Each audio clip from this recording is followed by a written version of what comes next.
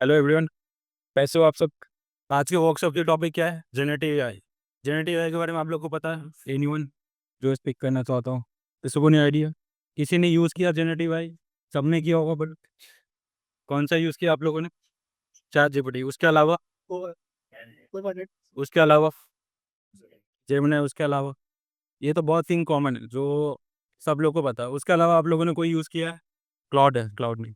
दूसरा कोई? Perplexity. Other than that? Black box है और कोई? कौन सा?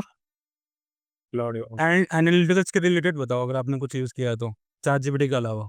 सपोज आप लोग यहाँ पे क्या कर रहे हो, डेटा एनालिसिस कर रहे हो, उसके रिगार्डिंग आपने कोई जेनेटिव एआई मॉडल यूज़ किया है तो वो आप बता सकते हो।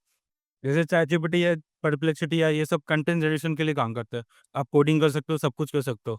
चैट जीपीटी के अलावा एनालिसिस आप अभी तक कहीं और नहीं किए होगे, बट उसके अलावा अगर आपको पता है कोई जेनेटिव एआई तो आप बता सकते हो। एनीवन?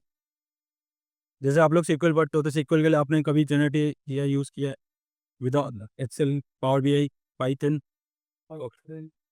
तो आज का मेन टॉपिक वही होगा कि हम जो आप लोग डेटा एंट्रीज कर रहे हो उसके रिगार्डिंग जो स्किल्स आप कर रहे हो उसके रिस्पेक्ट में कौन सा फ्री सोर्स या ओपन सोर्स जो जेनेरेटिव एआई मॉडल्स पहले से पब्लिश्ड है उसको आप अपने एनालिटिकल्स में यूज़ करके अपना प्रोडक्टिविटी को कैसे बढ़ाओगे। ठीक है? ओके। सो किसी को आइडिया जेनेरेटिव एआई क्या करता है?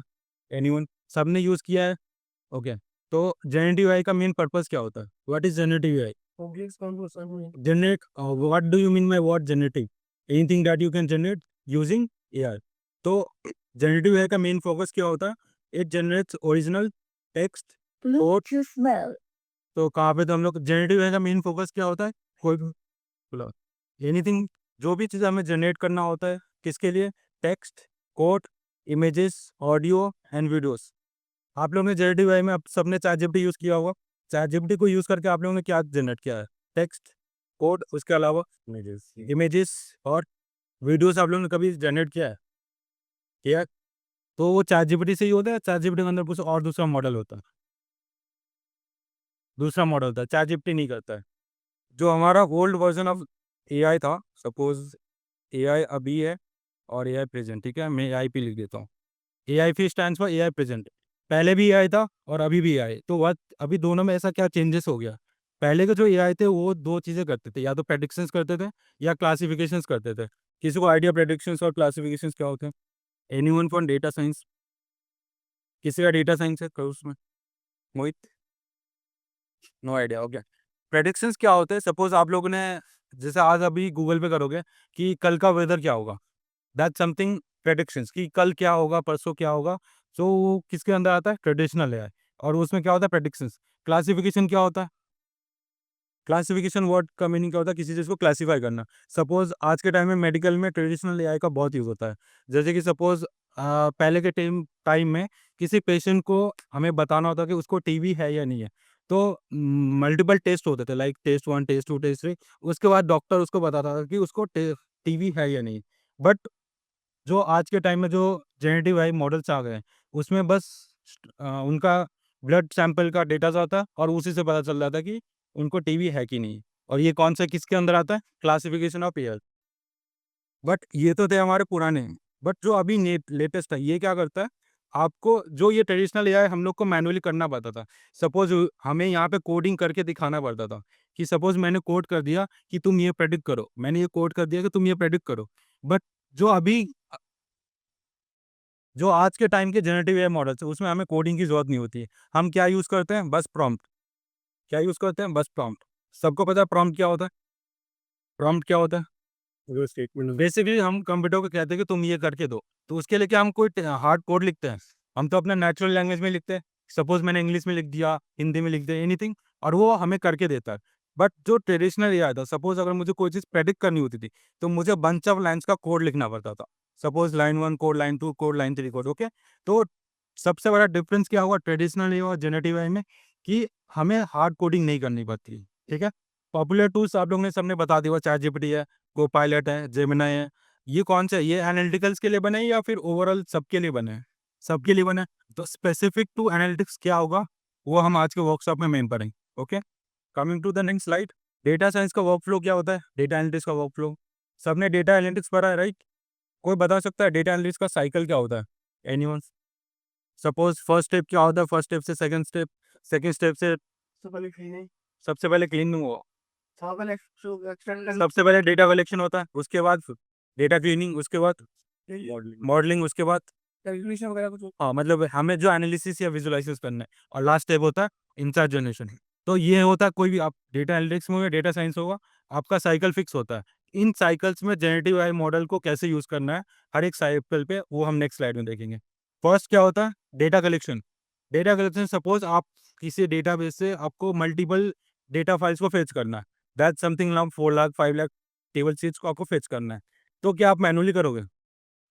सपोज मैं आपको वन नोट पैड लेता हूँ, ऊपर नोट पैड, मैंने अभी एक डेटाबेस बना दिया, ठीक है? सपोज मैं एक डेटाबेस बना देता हूँ, इसके अंदर मेरे पास 4 लाख टेबल्स हैं, इसको मुझे अपने पावर बीआई पे लोड करना है, सबने पावर बीआई पर है, इसको मुझे पावर बीआई पे लोड करना है। क्या मैं 4 लाख टाइम्स क्लिक करूंगा? कि मैं क्लिक करूंगा, उसको लोड करूंगा, दूसरा क्लिक करूंगा, दूसरा लोड करूंगा? इसके अंदर कौन सा एक स्टेप आता है? ऑटोमेशन का, ठीक है? और ऑटोमेशन में क्या मैं बार बार करूंगा? ऑटोमेशन क्या होता है? एनीवन, ऑटोमेशन क्या होता है? ऑटोमेट हो जाता है जो काम। देखो, ऑटोमेशन का डिफाइन होता है कि जो काम हमें मल्टीपल टाइम्स, मतलब सेम काम हमें मल्टीपल टाइम्स करना होता है, उसको हम ऑटोमेट कर देते हैं। और उसके लिए क्या यूज होता है? मशीन लर्निंग, और कौन सा? Generative AI. पहले के टाइम में जो ऑटोमेशन होता था, उसके लिए हमें कोडिंग खुद से लिखनी पड़ती थी। जो ट्रेडिशनल है, जब भी मैं बोलूँ समझ जाओ, आप हार्ड कोडिंग खुद से कर रहे हो, ठीक है? बट जब जनरेटिव एआई बोलूँ तो समझो कि मैं बस प्रॉम्प्ट दूंगा, ऑटोमेशन प्रोसेस वो खुद से बनाएगा, ठीक है? तो जैसे कि पहले के टाइम में जो ऑटोमेशन होता था, suppose coming to 4 to 5 years back, जो पहले के टाइम में ऑटोमेशन होता था, उसके लिए हमें खुद से कोडिंग करके बताना पड़ता था। सपोज मुझे पाइपलाइन के लिए कोडिंग करना पड़ता है, इधर मैं जावास्क्रिप्ट फॉलो करूँ या पाइथन फॉलो करूँ, लेकिन हमें उसके लिए खुद से कोड्स को जनरेट करना पड़ता था। बट जो आज के टाइम में ऑटोमेशन होता है, मैं उसके लिए बस प्रॉम्प्ट का यूज़ करके ऑटोमेशन प्रोसेस को पूरा बना सकता हूँ। मुझे हार्ड कोडिंग की ज़रूरत नहीं होती है। क्लियर है? कि ऑटो सबसे पहले क्या होता है? Data collection. और डेटा कलेक्शन मल्टीपल चीज़ें होती है। सपोज़ आपका एक प्रॉब्लम स्टेटमेंट है, उस प्रॉब्लम स्टेटमेंट के साथ क्या आपके पास एक ही डेटा होगा? नहीं, मल्टीपल्स होंगे। अब मल्टीपल सपोज़ करो, जो कोई ऐसे नंबर्स है जो आप, जैसे मैंने एग्जांपल दिया 4 लाख का, 4 लाख तो आप मैनुअली कर ही नहीं सकते हो, पॉसिबल ही नहीं है। तो उसी के लिए क्या आता है? ऑटोमेशन। और ऑटोमेशन अगर आपको हार्ड कोडिंग से करना है तो वो कौन सा होगा? ट्रेडिशनल है। और उसी चीज़ को अगर आपको सिर्फ प्रॉम्प्ट के साथ करना है, तो कौन सा यूज़ करना होगा? Generative AI tool for automation. Clear है? दूसरा स्टेप क्या होता है डेटा कलेक्शन के बाद? Data cleaning. डेटा क्लीनिंग नाम के लिए कौन सा टूल यूज़ करते हो आप लोग? पावर बीआई, उसके अलावा एक्सेल, उसके अलावा देखो, डेटा क्लीनिंग के लिए एनालिटिक्स में 3 चीज़ें होती है। पहले तो पावर बीआई, मैं पीबीआई लिख देता हूँ, ओके? दूसरा एक्सेल, एक्सेल, और तीसरा होता है पाइथन, और लास्ट होता है सीक्वल। ये चारों टूल को आप यूज़ करके डेटा क्लीनिंग कर सकते हो, ठीक है? आप लोगों ने कौन-कौन सा किया? Power BI and Excel. Python से भी डेटा क्लीनिंग होता है, सीक्वल से भी डेटा क्लीनिंग होता है। इसमें आप डेटा क्लीनिंग के लिए क्या यूज़ करते हो? पावर क्वेरी और टैग्स। इसके लिए क्या यूज़ करोगे आप? एक्सेल में फॉर्मूलास, एफएक्स लिख देता हूँ, ठीक है? पाइथन में क्या होता है? कोड्स। सीक्वल में क्या होता है? क्वेरी। क्वेरी भी क्या होता है? कोड्स ही होते हैं। अब इन सब में मुझे बताओ कि कॉमन क्या है? कोडिंग। मतलब मैं डाक्स में क्या लिखता हूँ? कोड्स लिखता हूँ। एक्सेल में भी फॉर्मूला लिखता हूँ, फॉर्मूला से क्या होता है? कोड्स होता है। पाइथन में भी मैं कोड्स लिखता हूँ, और सीक्वल भी क्वेरी लिखते हैं, क्वेरी भी इनडायरेक्टली क्या होता है आपका? कोड्स ही होता है। तो डेटा क्लीनिंग के लिए सबसे मेन क्या होता है आपका? कोडिंग। और कोडिंग को बूस्ट करने के लिए क्या होता है आपका? Generative AI model.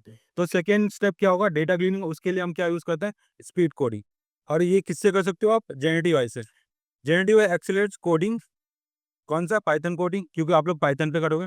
Sequel queries and model deployment. Model deployment क्या होता है? बेसिकली सपोज आप ट्रेडिशनल आई को यूज करके कोई मशीन लर्निंग मॉडल बनाते हो, उसको ऑटोमेट करके कहीं पे डिप्लॉय करने का प्रोसेस करते हैं मॉडल डिप्लॉयमेंट, ठीक है? सपोज जैसे कोई डेटा क्लीन करना है, राइट? सपोज एक डेटा क्लीनिंग है, ये मैंने एक दे दिया जेंडर कॉलम, ठीक है? यहाँ पे एम है, एफ है, एम है, और यहाँ पे एफ है, फीमेल है, मेल है, ठीक है? ये डेटा का कितना यूनिक कैटेगरीज होना चाहिए आपके हिसाब से? एक कॉलम है जिसमें जेंडर है, ठीक है। जेंडर की वैल्यूज कितनी हो सकती है, मेल एंड फीमेल, तो कितने यूनिक होंगे। तो इस ये कौन सा, इसमें क्या रिक्वायर्ड है हमारा, डेटा क्लीनिंग, ठीक है। तो डेटा क्लीनिंग के लिए आप तो एक्सेल जाओगे, पावर बीआई जाओगे, या तो सीक्वल पे जाओगे, या तो पाइथन में जाओगे, ठीक है। बट उस पे लिए क्या करना होगा, मुझे मैनुअली कोड करना पड़ेगा। कोडिंग क्या होगा मेरा, मैनुअल, मुझे खुद से लिखना पड़ेगा। यही काम को मुझे मैनुअली नहीं करना है, तो मुझे क्या यूज करना होगा, जेनियन, ठीक है। और जैसे पहला था पावर बीआई, पावर बीआई के लिए कौन सा जेनियन बेस्ट है, एक्सेल के लिए कौन सा है, सीक्वल के लिए कौन सा है, सब बताया जाएगा, ठीक है। थर्ड स्टेप क्या होता है, डेटा क्लीनिंग के बाद क्या होता है, डेटा मॉडलिंग। डेटा मॉडलिंग क्या होगा,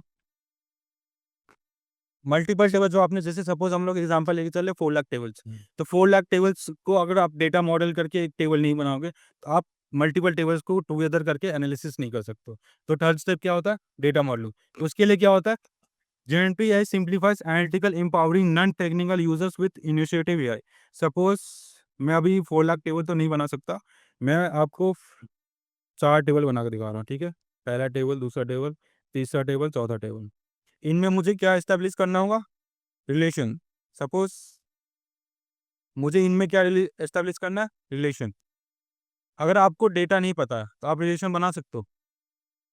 डेटा रिलेशन बनाने के लिए सबसे क्या जरूरी होती है, डेटा, और उसके बाद उनके बीच में रिलेशन होना चाहिए। और उसके बाद ये तो सपोज ये कितने टेबल्स है, 4 टेबल्स है।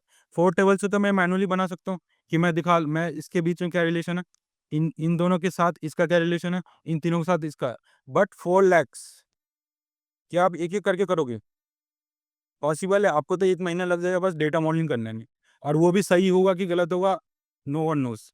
तो उसके लिए क्या होता है, उसी का शॉर्टकट होता है जेनआई। जेनआई आपके डेटा मॉडलिंग में भी आ चुका है, ठीक है। और जो आपके पास 4 टेबल है, ये तो इजीली कर लोगे कि इसके साथ ये कनेक्ट हो, उसमें एरर होने के चांसेस कम है। बट जैसे 4 लाख टेबल्स है, आप कर तो लोगे, बट आप खुद ही डाउट में रहोगे कि वो सही है कि गलत है। तो उसी के लिए क्या यूज होता है आपका जेनआई, कि जब बड़ा डेटा पे काम करना हो, उस पर डेटा मॉडलिंग करना हो, तो जेनरेटिव एआई को क्यों यूज करके हम 100% रिजल्ट कैसे सही कर सकते हैं, ठीक है। डेटा मॉडलिंग के बाद क्या स्टेप होता है, एनालिसिस, विजुअलाइजेशन और स्टोरी टेलिंग। तो सपोज आपने, हम अपना डेटा ले लेते हैं, फिर बैक टू, जैसे 4 लाख टेबल्स है, 4 लाख है, ठीक है। मैं 4L कर देता हूँ। 4 लाख टेबल्स को आप क्या मैनुअली एनालाइज करोगे। सपोज आपने सब कुछ कर लिया हो, आपने सब कुछ कर लिया, पहला क्या था, डेटा कलेक्शन हो गया, डेटा कलेक्शन हो गया, डेटा क्लीनिंग हो गया, डेटा मॉडलिंग भी हो गया, ठीक है। इसके बाद आता है आपका data analysis.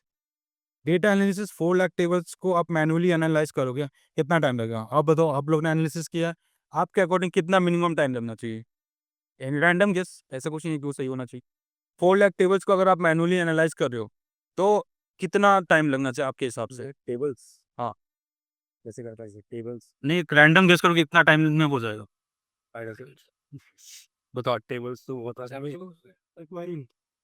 Anyone random guess लो, 1 साल, 1 मंथ, 1 मंथ, चलो ठीक, 1 मंथ।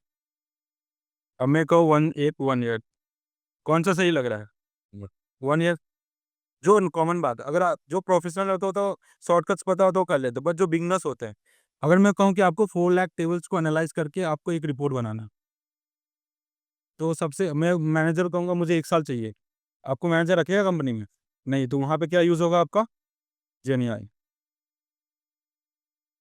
जेनीआई को आप यूज़ करके जब ये सारा चीज़ कनेक्ट हो गया, तो उसके बाद फोर्थ स्टेप होता है आपका डेटा एनालिसिस। डेटा एनालिसिस को 4 लाख टेबल से जेनेरेटिव एआई को कैसे यूज़ करना है, उसके लिए क्या यूज़ होता है आपका, गुड प्रॉम्प्ट्स। क्या यूज़ होता है, गुड प्रॉम्प्ट्स। अब प्रॉम्प्ट्स क्या होते हैं आपको पता है, जो हम नेचुरल लैंग्वेज में लिखते हैं, उसमें भी बैड प्रॉम्प्ट्स होते हैं और गुड प्रॉम्प्ट्स होते हैं, ये जो हम कमिंग क्लासेस में करेंगे। इसके बाद क्या होगा, जब हम डेटा एनालिसिस कर लेंगे तो इनसाइट्स, वही स्टोरी टेलिंग हो गया। जो लास्ट स्टेप होता है, जो बेनिफिट ऑफ जेनेरेटिव आई, वो होता है प्रोडक्टिविटी। प्रोडक्टिविटी जो सबसे बड़ा एडवांटेज क्या होता है, प्रोडक्टिविटी। क्यों, सपोज जैसे मैंने एक एग्जांपल दिया 4 लाख टेबल का, आप लोग बोले 1 साल लगेगा, 1 साल लगेगा, और ये मेरे को 2 दिन में करके देगा, 2 डेज। तो प्रोडक्टिविटी हुआ या नहीं हुआ, कितना बड़ा डिफरेंस है।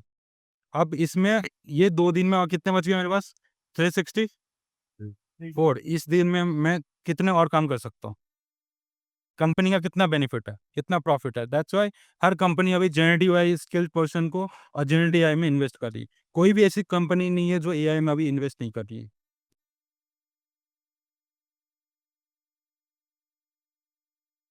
इस डेटा साइकिल में जेन एआई को कैसे यूज करके क्लियर है सबको?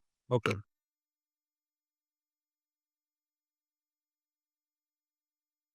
सेम चीज़ है। ओके, अब आते हैं पॉपुलर टूल्स। जैसे मैंने कहा था कि पॉपुलर टूल्स कौन से होते हैं एनालिटिक्स में? Excel, sequel, power BI. Python क्यों नहीं मैंने कहा? पाइथन मेजर हो जाता है आपका डेटा साइंस की तरफ। आजकल डेटा एनालिसिस में पाइथन रिक्वायर्ड होती है, but as a starting career Excel, sequel and power BI is the most requirement skill. तो एक्सेल पे क्या करते हो आप? एक्सेल का एआई कौन सा है बताओ? जनरेटिव एआई कोपायलट, जो कि पेड है, ठीक है।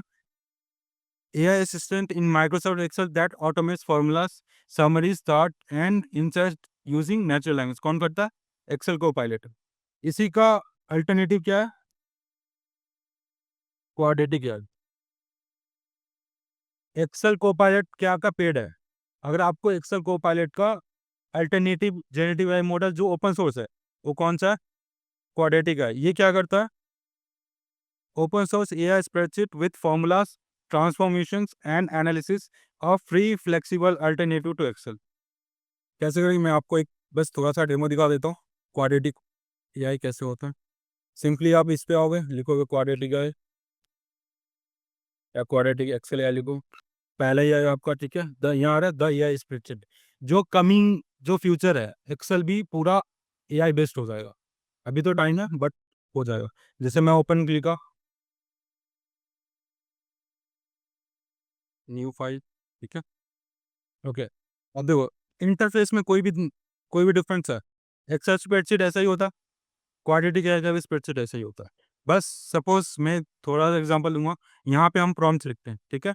सपोज मैंने लिखा सपोज मैंने लिखा क्रिएट और sample data for 10 rows and 5 columns for और स्कूल। मैंने लिखा एंटर किया। ये खुद सोचेगा एक 5 रो और 10 रो का, मुझे सॉरी 5 rows एंड 10 rows का एक डेटा बना के देगा। मैंने क्या डेटा उसको बोला ऐसा बनाओ? मैंने बस प्रॉम्प्ट दिया क्या कि मेरे को 10 rows दो, 5 columns दो और किसका डेटा दो? स्कूल का। तो मुझे कितने सेकंड्स लगे? जितना प्रॉम्प्ट लिखा उतना ही। अब मैं इसी को कहता हूँ modify this sample to 100 rows। मैंने ये कहा, अब वो खुद सोचेगा क्या कह रहा है। I expand the sample data to 100 rows, let me generate more realistic student data while keeping the same column structure. वो खुद ही डिसाइड किया कि मुझे स्ट्रक्चर फिक्स रखना है। मैंने कहा था उसको कि स्ट्रक्चर फिक्स रखो, मैंने बस कहा कि मॉडिफाई दिस सैम्पल, मतलब जो आपने सैम्पल मेरे को रिटर्न किया है उसी को मॉडिफाई करके मुझे कितने रोज दो? 100। बट जैसे ही मैंने 100 रोज का, उसको 100 रोज जनरेट करने में थोड़ा टाइम लगेगा, क्योंकि ये अभी ओपन सोर्स हुआ ही है जस्ट। तो ये पूरा एडवांस होने में इसको टाइम लगेगा। और ये मेरे को कितने रोज दे देगा? 100 रोज। अगर आपको इसमें और मोर, आप जितना भी चीज़ एक्सेल पे कर सकते हो, सारा चीज़ आप यहाँ पे कर सकते हो विद यूजिंग प्रॉम्प्ट, ठीक है। अगर मैं कहता हूँ create line chart for grade column, ठीक है, मैंने बस ये लिखा। मैंने कुछ चार्ट पे क्लिक किया नहीं, मैंने बस एक प्रॉम्प्ट दिया कि आप मुझे एक लाइन चार्ट बना के दो। कौन से कॉलम के लिए? ग्रेड कॉलम के लिए। वो सोचेगा क्या कह रहा है, I create a line chart for grade column first, let me check the data to understand what we are working with. ठीक है, ये इसको अंडरस्टैंड करेगा, उसके हिसाब से वो जनरेट करेगा। बट जनरेट के लिए क्या यूज करेगा? वो पाइथन करेगा। ये सिंबल किसका होता है? पाइथन का होता है। ये जनरेट करेगा और यहाँ पे आपका आ जाएगा। क्या कह रहा है? I see the issue, the error is occurring because when we reference. Line chart के लिए कितने रिक्वायर्ड होते हैं? लाइन चार्ट के लिए कितने वेरिएबल्स या कितने कॉलम्स की रिक्वायर्ड होती है? तो इसने बना तो दिया, बट लाइन चार्ट बन तो क्या? लाइन चार्ट ऐसा ही होता है नहीं। और इसने डिटेक्ट भी कर लिया कि देखो, I see the issue, the error is occurring because when we reference a single column from Q sale, the column name is resulting data frame is not necessary.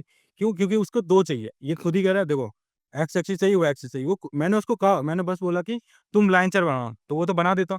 But उसने खुद एनालाइज किया कि ये गलत है। ठीक है। तो जनरेटिव एआई मॉडल आज के टाइम में इतना एडवांस है कि जो आप प्रॉम्प्ट दे रहे हो वो खुद उसको पहले अंडरस्टैंड करता है कि जो आपने दिया है वो सही है कि गलत है। ठीक है। आप लोग ट्राई कर सकते हो घर जाके क्वाड्रेटिक एआई पे जितना भी चीज़ आप एक्सेल में कर रखे हो, पिवट टेबल्स बनाना, कंडीशनल फॉर्मेटिंग करना, everything you can try using prompts. ठीक है। Coming to the next skill कौन सा होता है आपका? एसक्यूएल। एसक्यूएल किस चीज़ का हो रखा है? एनीवन? किसी का नहीं हुआ? चल रहा है या हो रखा है? चल रहा है। ओके। तो एसक्यूएल में क्या करते हो? क्वेरीज लिखते हैं। और क्या करते हैं? मैनिपुलेट करते हैं, डेटा रीड करते हैं, डेटा क्रिएट करते हैं, डेटा मैनिपुलेट करते हैं, डेटा अपडेट करते हैं, एवरीथिंग रिलेटेड टू डेटा। एक टेबल में जितने भी चेंजेस कर सकते हो वो कहाँ पे करते हो आप? सीक्वल पे। ठीक है। तो सीक्वल का कौन सा एंटीडोट है आपका?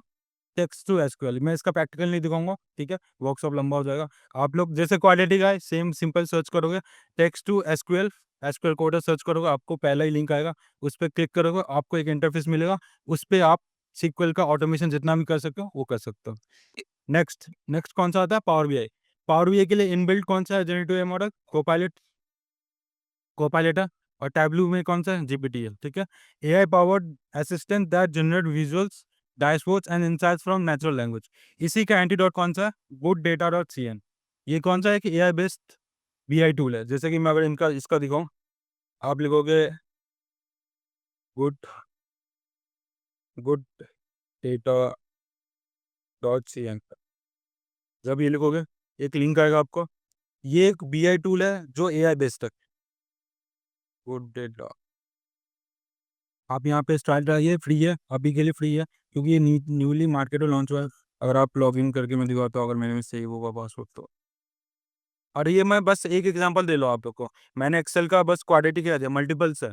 जो बेस्ट है मैं आपको बताऊँ, क्वाड्रेटिक में एरर्स बहुत कम होते हैं। और जो गुड डेटा ये क्या ये बेस्ट है। देखो मैंने एक वर्कस्पेस बनाया था, ये तो बहुत बेसिक मैंने बस ट्राई किया था।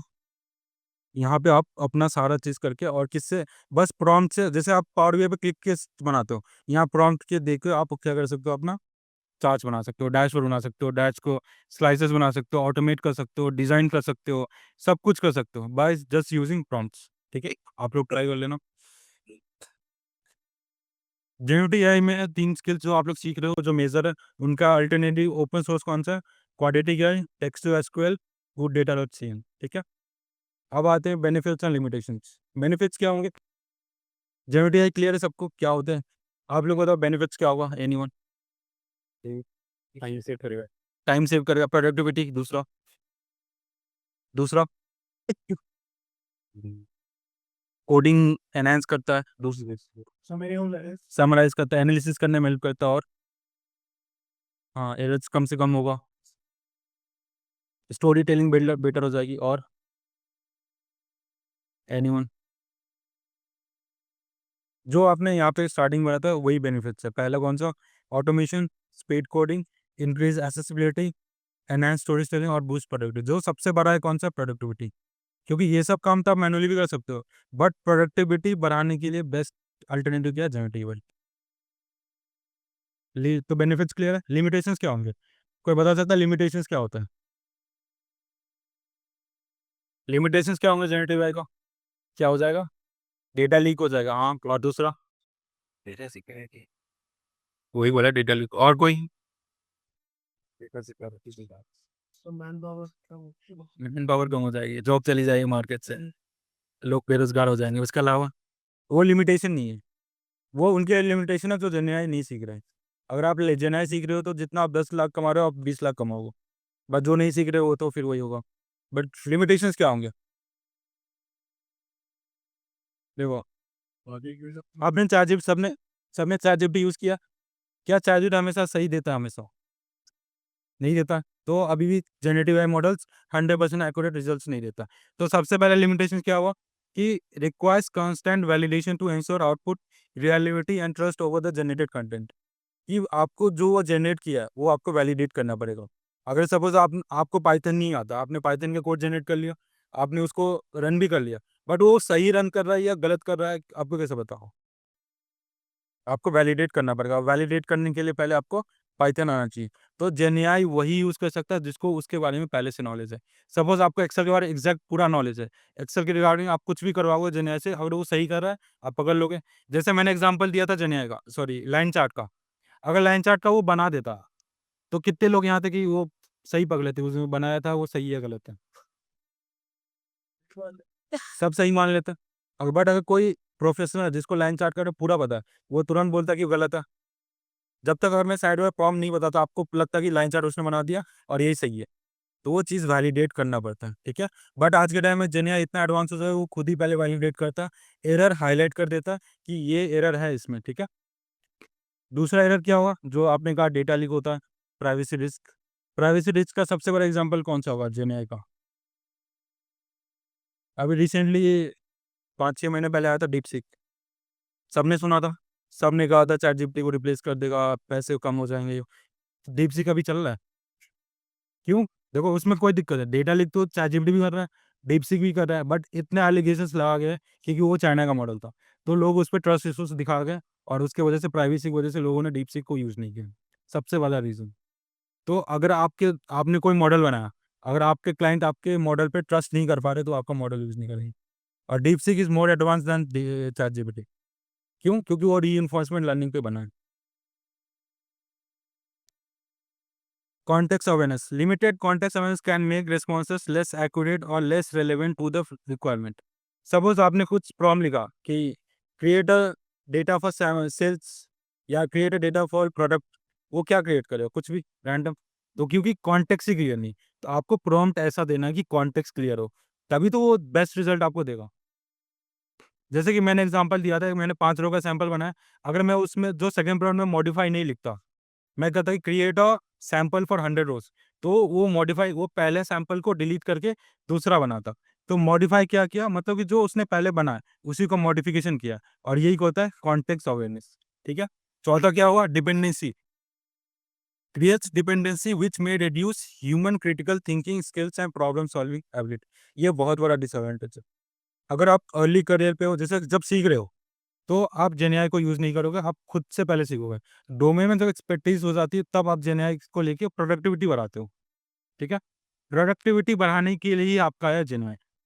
आप जैसे कि अगर आप टोटली डिपेंडेंट हो जाओगे जेनेआई पे, तो आपका सबसे बड़ा लॉजिकल बिल्डिंग और दूसरा प्रॉब्लम सॉल्विंग स्किल्स, जो कि एनालिटिकल करियर में बहुत ज़रूरी होता है।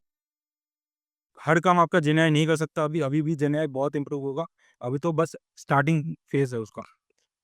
4 सबसे बड़े वैलिडेशन कि आपको वैलिडेट करना पड़ेगा, प्राइवेसी, दूसरा कॉन्टेक्स्ट अवेयरनेस और चौथा डिपेंडेंसी नहीं करना है हमें, ठीक है? क्वालिटी किया है उसमें, हम लोग अपना डेटा से डाल के उसमें हाँ, वो भी कर सकते हो। जैसे कि सपोज़ आपके पास कोई एक्सेल फाइल है, उसको आप इम्पोर्ट करोगे, उस पे क्या एनालिसिस करना है प्रॉम्प्ट से कर सकते हो, सब कुछ हो जाता है उसमें। आप उस पे सीक्वल फाइल भी, पावर बीआई फाइल भी लोड कर सकते हो। सीक्वल से कनेक्ट कर सकते हो, डेटा जैसे एक्सेल पे क्या होता है, पावर बीआई में आप कनेक्ट करते हो, सेम से सीक्वल को भी कनेक्ट कर सकते हो वहाँ पे, सारे चीज़ फैसिलिटीज़ हैं। बेस्ट प्रैक्टिसेस, ठीक है, ये मैंने एक्सप्लेन कर दिया। Okay, coming to the next, जो सबसे बड़ा वेपन होता है जेनेरेटिव की, कौन सा होता है? प्रॉम्प्ट। प्रॉम्प्ट क्या होता है? जो हम नेचुरल लैंग्वेज में कोई भी कमांड देते हैं कंप्यूटर को करने के लिए, ठीक है? पहले के टाइम में कंप्यूटर को कमांड किस वे में दिया जाता था? बाइनरी। नहीं, बाइनरी तो वो कोडिंग करता है। हम कैसे देते हैं? कोड लिख के, हार्ड कोड्स लिखते थे। जैसे हम सपोज मेरे को चाहिए एक वेरिएबल क्रिएट करना जिसमें 5 स्टोर पे आता है, x इक्वल टू 5 लिखते थे। बट आज के टाइम में कैसे लिखेंगे? Create a variable and store value 5। तो इतना सिंपल हो गया आज के टाइम में कोडिंग, ठीक है? तो प्रॉम्प्ट क्या होता है? बेसिकली कंप्यूटर को नेचुरल लैंग्वेज में हम चीज़ें जो लिख के देते हैं, ठीक है? हार्ड कोड, जो हम लोग हार्ड कोड्स लिखते थे कंप्यूटर को यूज़ करने के लिए, उसका काम रिज़ॉल्व हो गया किसको यूज़ करके? जेनरेटिव एआई के लिए सबसे बेस्ट क्या होता है? प्रॉम्प्ट। अगर आपको प्रॉम्प्ट देने नहीं आता है बेस्ट, तो आप जेनरेटिव एआई का बेस्ट यूटिलाइज़ेशन नहीं कर सकते हो। सपोज़ जैसे एक्सेल है, एक्सेल का आप लोग 50% पढ़ लेते हो, तो क्या आप 100% एक्सेल यूज़ कर सकते हो? नहीं, सेम चीज़, अगर प्रॉम्प्ट आपका बेस्ट नहीं है, तो जेनरेटिव एआई भी आपको बेस्ट रिज़ल्ट नहीं दे पाएगा, ठीक है? तो जैसे आप कोड लिखते हो, जैसे पाइथन कोड लिखते हो, पहले कोड आप कैसे लिखते हो? जो सिंटैक्स आपके पास है, वो कन्वर्ट किसमें होता है? बाइनरीज़ में। फिर वो मशीन उससे आउटपुट जनरेट करता है बाइनरी में, फिर वो किसके आउटपुट देता है? जो हमें चाहिए होता है, तो वो वापस कन्वर्ट होता है हमारे लैंग्वेज में। तो प्रॉम्प्ट भी सेम चलता है। प्रॉम्प्ट के पीछे क्या होता है, एनएलपी और डीप लर्निंग रिक्वायर्ड होती है, ठीक है। ये डेटा साइंस के टर्म्स है। पहला क्या होता है, यूजर प्रॉम्प्ट, जो हम लिखते हैं। This initial input gives to the AI, it must be clear and structure to guide the AI effectively towards the desired output. क्यों? क्योंकि सपोज अगर आपने प्रॉम्प्ट दे दिया कि create a table for product, but आपने ऐसे नहीं किया कि मेरे पास ये प्रोडक्ट है, आप इतने रोज बनाओ, इतने कॉलम्स बनाओ, उसमें इतने टाइप के रेंज, सपोज मेरे को चाहिए प्रॉफिट इस रेंज में हो। अगर मैंने वो डिफाइन नहीं किया तो वो कोई भी रेंज ले लेगा। तो सबसे पहला स्टेप होता है कि क्लियर एंड इनिशियल प्रॉम्प्ट देना, ठीक है। दूसरा क्या हुआ, एआई प्रोसेसिंग। जैसे कि आप कोड लिखते हो, कोड वापस किस में करना होता है, बाइनरी में। तो एआई प्रोसेसिंग में क्या होगा, the AI interprets the prompt, क्या करता है, उसको अंडरस्टैंड करता है, ठीक है। Clear instructions help the AI generate relevant and accurate responses while weak prompts lead to poor results. ये तो क्लियर है, ठीक है। तो और लास्ट क्या होगा, जो वो आउटपुट देगा, बाइनरी में नहीं देगा, वापस हमें किससे देगा, नेचुरल लैंग्वेज में ही देगा, ठीक है। ये होता है प्रॉम्प्ट। अब गुड प्रॉम्प्ट्स कैसे देते हैं, देखो। सबसे पहला क्या होगा आपका, be clear and specific instructions. क्यों, कोई बता सकता कि आपको प्रॉम्प्ट्स को क्लियर क्यों रखना है? तो समझने में सारी, हाँ, सपोज आप जैसे कोई नोवेल पढ़ रहे हो, उसमें कुछ ऐसे इंग्लिश वर्ड्स है जो आपको पता ही नहीं, आप क्या किसका हेल्प लोगे, डिक्शनरी का, तभी तो जाके समझोगे। बट सेम चीज अगर प्रॉम्प्ट आप दे रहे हो, आप कुछ प्रॉम्प्ट में ऐसा चीज लिख दे रहे हो जो जनरेटिव समझ ही नहीं सकता, तो आउटपुट क्या देगा? और दूसरा एग्जांपल होगा, सपोज आप एक बुक पढ़ रहे हो, तो आप बुक आधा पढ़ के छोड़ दोगे तो क्या बुक का एंडिंग बता पाओगे? नहीं। तो प्रॉम्प्ट जब तक कंप्लीट नहीं होगा, वो कंप्लीट रिजल्ट्स नहीं दे सकता। तो क्या करना होगा आपको, क्लियर एंड स्पेसिफिक इंस्ट्रक्शंस। क्यों? ताकि जो रिजल्ट्स हो वो वेग ना हो। जैसे चैट जीपीटी को आप एक लाइन का दोगे, वो कुछ भी जनरेट करेगा। बट अगर क्लियर इंस्ट्रक्शन दोगे तो वो पूरा आउटपुट ही देगा। कैसे देंगे वो मैं भी आज आज की क्लास में दिखाऊंगी। दूसरा क्या होगा, कॉन्टेक्स्ट अवेयरनेस। क्यों? सपोज जैसे आप एक फाइनेंस कंपनी में काम कर रहे हो, तो कॉन्टेक्ट डोमेन क्या होगा आपका, फाइनेंस। तो आप प्रॉम्प्ट कैसे दोगे, जो आपके ऐसे टर्म्स जो फाइनेंस रिलेटेड होंगे। सपोज उसमें तो मैं कुछ भी दे नहीं दूंगा कि जनरेटर टिकटॉक वीडियो, मैं बोलूंगा generator TikTok video on finance, वो कुछ तो बना ही देगा। बट क्या कॉन्टेक्स्ट अवेयरनेस सही है, वो जनरेट तो कर देगा। मैं बोल भी दूंगा कि generator video for TikTok and finance, वो कुछ भी बना के दे देगा। बट क्या वो सही है? नहीं, क्योंकि उसकी कॉन्टेक्स्ट अवेयरनेस बिल्कुल भी अलाइन नहीं है। तो जो प्रॉम्प्ट देते हो, आपको डोमेन और कॉन्टेक्स्ट को पकड़ के देना है, ठीक है। सेकंड क्या होगा, फर्स्ट तो सिंपल एंड क्लियर रखना। दूसरा, जो प्रॉम्प्ट देते हो उसमें कॉन्टेक्स्ट को क्लियर रखना कि मुझे क्या चाहिए और मुझे कैसे चाहिए और मुझे क्या क्या पैरामीटर्स उसमें इंक्लूड करना है, ठीक है, कॉन्टेक्स्ट। तीसरा क्या हुआ, सपोज आपने प्रॉम्प्ट दे दिया, अब वो आउटपुट कैसे देगा, जो उसको बेस्ट लगेगा। बट जो उसको बेस्ट लगेगा आपको एग्जैक्टली उसे चाहिए होगा।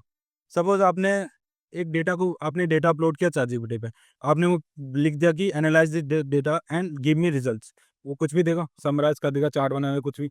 बट मुझे स्पेसिफिक चार्ट ही चाहिए, मुझे कुछ भी समरी नहीं चाहिए। तो मैं इन प्रॉम्प्ट के लास्ट में क्या लिखूंगा, कि मुझे आउटपुट तुम चार्ट के फॉर्म में ही दो, ठीक है। तो थर्ड स्टेप क्या होता है, define the desired output format, ठीक है। स्पेसिफाई फॉर्मेट्स, लाइक अगर मुझे टेबल चाहिए तो मैं कहूंगा generate the output in a table form, ठीक है। अगर मुझे चार्ज के फॉर्म में चाहिए तो मैं चार्ज दूंगा, समरी चाहिए तो मैं समरी लिखूंगा, और बुलेट पॉइंट चाहिए तो बुलेट पॉइंट्स, ठीक है। तो पहला क्या होगा, आपको क्लियर एंड स्पेसिफिक रखना है, कॉन्टेक्स्ट और मुझे कैसा आउटपुट चाहिए, ठीक है।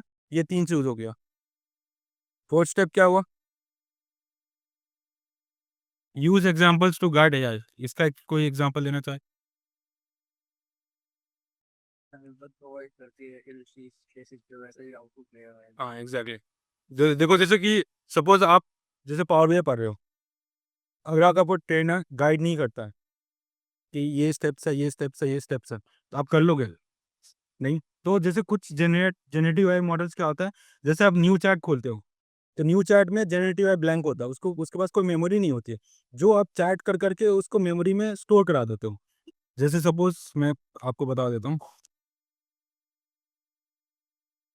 जेमिनी खोलता हूँ मैं, जेमिनी।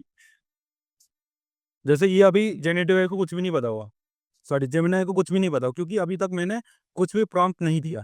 बट आप कुछ भी प्रॉम्प्ट दोगे और वो जो आउटपुट देगा वो उसको सेव करता है, मतलब वो उसको अपने मेमोरी में रखता है, ताकि जो आप फर्दर एनालिसिस करोगे, वो जो पीछे आउटपुट दिया, पीछे जो आपने डेटा दिया, उसको वो रोल बैक करके वो अंडरस्टैंड करके उसके रिस्पेक्ट में एनालिसिस करके देता है। ठीक है, तो एग्जाम्पल देना क्यों ज़रूरी है? ताकि जो चीज़ आपको चाहिए वो एग्जैक्टली एक, जैसे सपोज आपने कुछ प्रॉम्प्ट दिया, उसने एक रिटर्न दिया, वो सपोज उसने कुछ एरर दिया, तो आप फिर प्रॉम्प्ट क्या देता हूँ कि make this changes because the return, जो भी उसने रिटर्न किया उसमें कुछ एरर्स है, तो वो दोबारा प्रॉम्प्ट देते हो, दोबारा वो रिटर्न करता हुआ एरर हैंडल हो जाता है। तो बट अगर आप इनिशियल फेज में भी एग्जाम्पल दे दो कि ये एरर हो सकते हैं, इसको आप एक्सक्लूड करके चलो। सपोज आपने कोई डेटा अपलोड किया और जिसमें मल्टीपल, जैसे जेंडर है, जेंडर का एग्जांपल दिया था, आपके लिए यूनिक कितने थे? 2। बट अगर आप डेटा में ऐसा है, एम है, एम एफ है, डबल एम है, डबल एफ है, मेल है, फीमेल है, चैटजीपीटी उसको 6 यूनिक पकड़ेगा। जैसे मैं नोटपैड खोलता हूँ, एक कॉलम है जेंडर का, ठीक है, उसमें पहले रो में एम है, एफ है, एम है, एफ एफ है, मेल है और फीमेल है। ठीक है, हमारे लिए यूनिक कितने होंगे? 2। बट चैटजीपीटी के लिए कितना होगा? 6।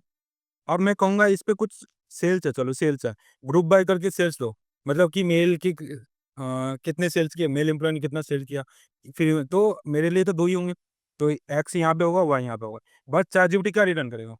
एक्स से लेके X1 से लेके X6 तक। क्या ये सही है? नहीं, तो आपको वो क्लियर एग्जांपल देना पड़ेगा कि मेरे ये कॉलम में ऐसा इंस्ट्रक्शंस चाहिए, आप उनको क्लीन करके उसको 2 यूनिक ही बनाओ, मेल एंड फीमेल। ठीक है, तो ये इंस्ट्रक्शंस दिए जाते हैं कब? जब आप प्रॉम्प्ट लिखते हो। ठीक है, नेक्स्ट क्या होगा आपका? Last, iterate and refine prompts. जैसे कि आप लोग ही पता, चैटजीपीटी बहुत गलती करता है, तो आपको क्या करना है, अगर जो आपने कोई गलती नोटिस किया, तो आप क्या करो, दोबारा प्रॉम्प्ट दोगे, उसमें बोलो कि मेक दिस चेंजेस। जब तक वो आपको एक डिजायर्ड आउटपुट नहीं चाहिए, आपको प्रॉम्प्ट देना पड़ता है। तो इटरेट मतलब 1 बाय 1। ठीक है, और डिफाइन मतलब, जैसे कि चैटजीपीटी की गलती नहीं, आपके प्रॉम्प्ट में गलती होती है। इतना याद रखो, चैटजीपीटी कभी गलती नहीं करता है, प्रॉम्प्ट आप जो देते हो वो उसके लिए इनफ नहीं है। अगर आप इतना इनफ प्रॉम्प्ट दे दोगे तो वो कभी गलत आउटपुट नहीं देगा। तो जितने लोग कहते हैं कि चैटजीपीटी गलत आउटपुट देता है, वो उनकी ही गलती होती है, क्योंकि वो प्रॉम्प्ट सही से नहीं दे पाते हैं। ठीक है, अभी मैं एग्जांपल से दिखाऊंगा, वो उससे आपको क्लियर होगा, अगर प्रॉम्प्ट सही दे रहे हो तो एग्जैक्टली वही चीज़ रिटर्न करेगी जो मुझे चाहिए। ठीक है, तो बेस्ट प्रैक्टिसेस क्या होंगे प्रॉम्प्ट इंजीनियरिंग के लिए?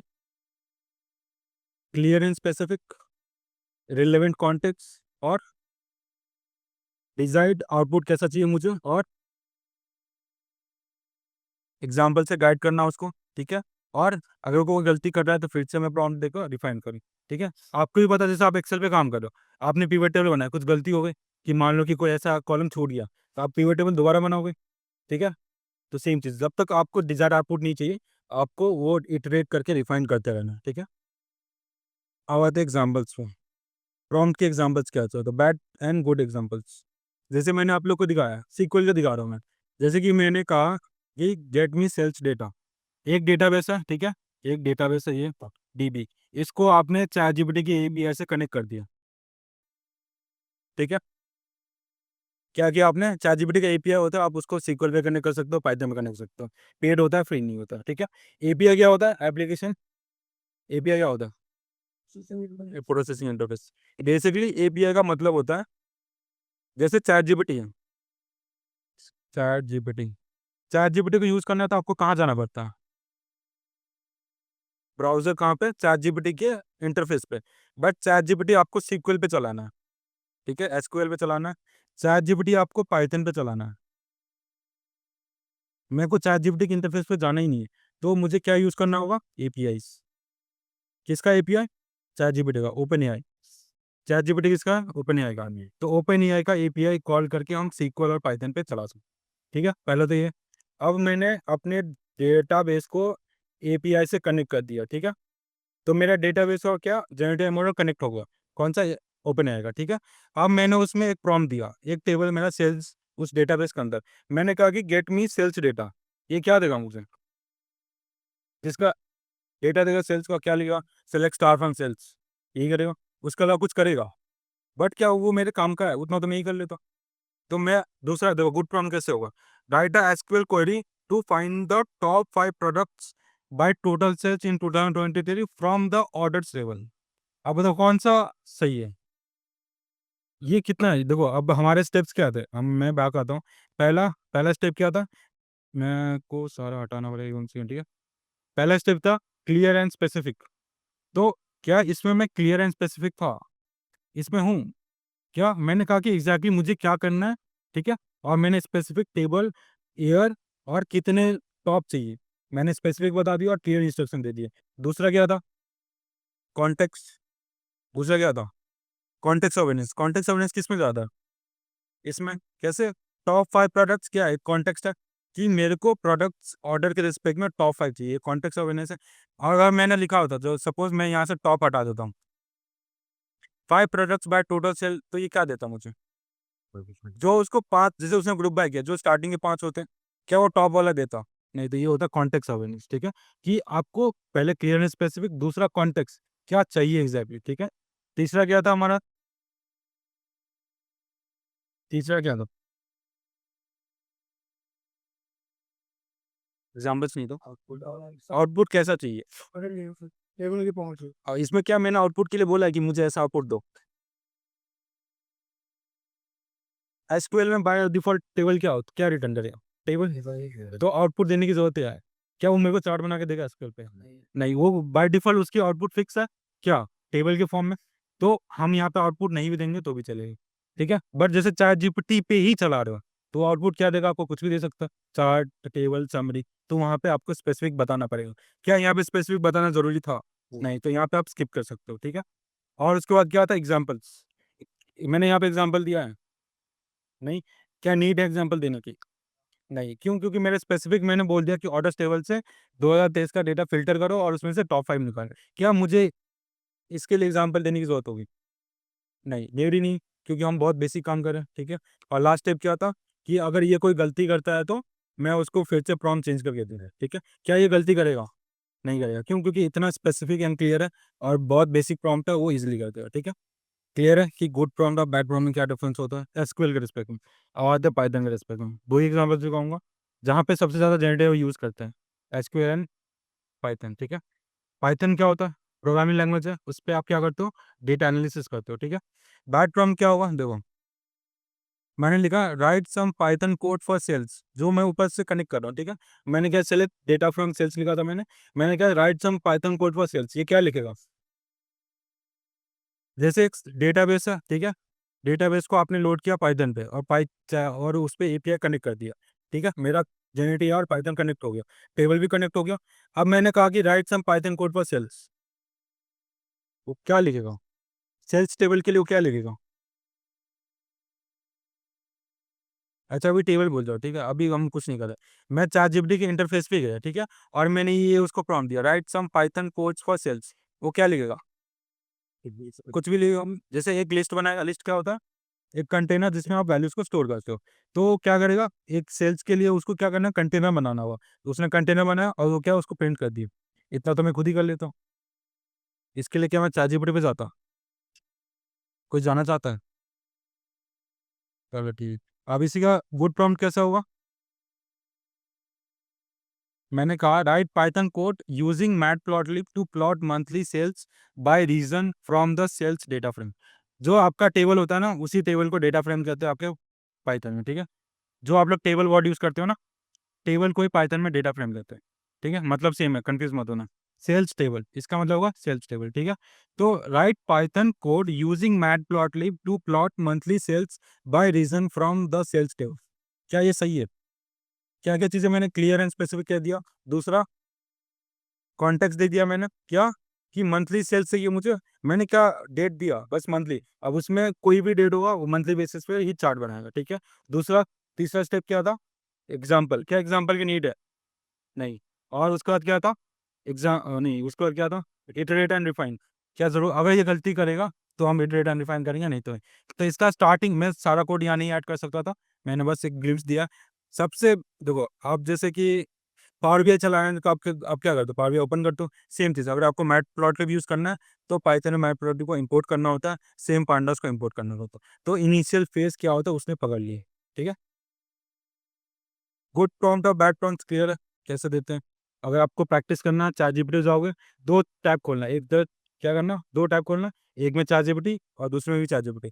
एक बार बैड प्रॉम्प्ट देना और एक बार गुड प्रॉम्प्ट देना, उसके आउटपुट को आप खुद देखो, रिलेट करना आपस में, कितना डिफरेंस होता है, बहुत डिफरेंस होता है। एक कोई भी टेबल अपलोड करना, दोनों में सेम, और एक बैड प्रॉम्प्ट देना और एक गुड प्रॉम्प्ट देना, आपको वहीं पे क्लियर इंसाइट पता चल जाए कि कितना डिफरेंस होता है गुड प्रॉम्प्ट और बैड प्रॉम्प्ट में। ठीक है, अब आते हैं थोड़ा, ये तो हुआ क्या, कोडिंग और सीक्वल की कोडिंग।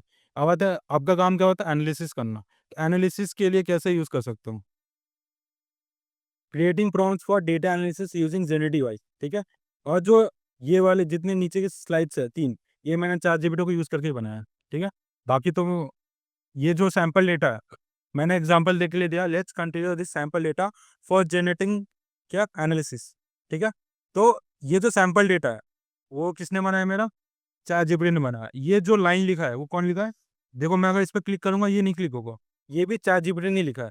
और जो ये इमेज जनरेट किया है वो भी चैट जीपीटी ने लिखा है। तो इसके लिए बेस्ट प्रॉम्प्ट क्या होगा, आप लोग बता, कोई बताना चाहे कि मेरे को मेरी डिजायर आउटपुट क्या है, एक इमेज, उसके अंदर एक टेबल और एक सैंपल डेटा, और उसके ऊपर लिखा रहे कि ये लाइन, तो उसके लिए बेस्ट प्रॉम्प्ट क्या होगा,